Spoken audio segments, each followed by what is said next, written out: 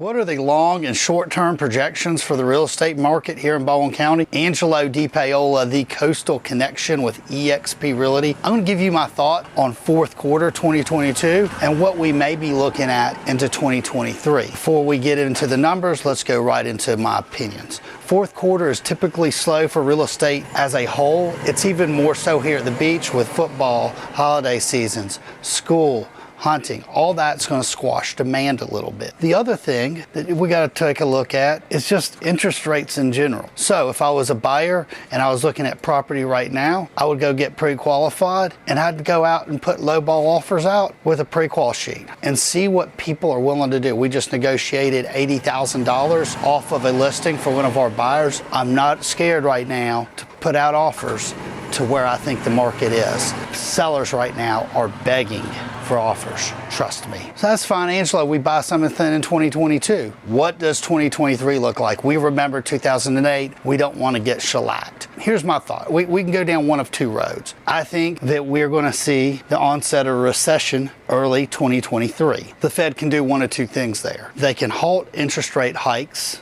or they can pull back on interest rate hikes. The argument for a pullback on interest rate hikes is this. It's an election year. Democrats are going to want to get reelected. So they'll pull back on interest rates, buoying the economy back up. Voila, we don't look as bad. Housing sector comes back. Stock market comes back. I think that's one scenario. I think a little bit more likely scenario, a little bit more responsible scenario. We see interest rate hike up. They send us into a recession starting 2023, but they don't pull them back. They keep them steady and they stay there. And it's a long, slow burn to the bottom. What that's probably going to look like in the real estate market is look, I just showed a guy with a 2.75% interest rate. He's not in a big rush to buy with having to go get a new mortgage at 7%, which also means he's not in a big rush to sell, which means we're going to see supply demand issues eventually level out. That's going to buoy prices a little bit. I think we'll see less transactions, and I think that this could be prolonged all the way to the end of 2023 and possibly into 2024. If you want to talk a little bit more about that, I'd love to help you out, but let's go into the numbers and you can kind of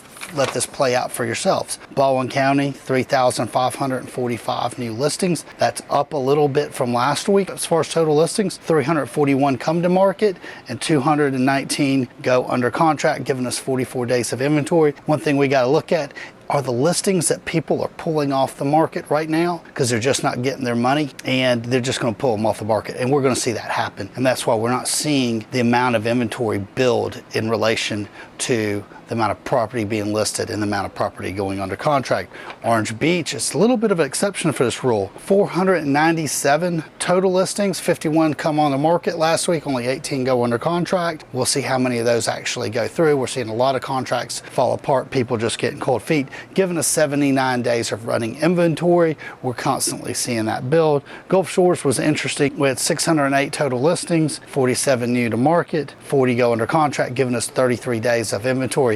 608 listings, less listings than we had last week, even though we had more new listings and less listings go pending, which you would have thought would have given us more properties for sale. But like I said, I think we're going to see people letting listings expire. I think we're going to see people just pulling listings off the market because they're not getting their value. We'll see who wins the war of the prices, the buyers or the sellers. I hope this was helpful. Catch you next week.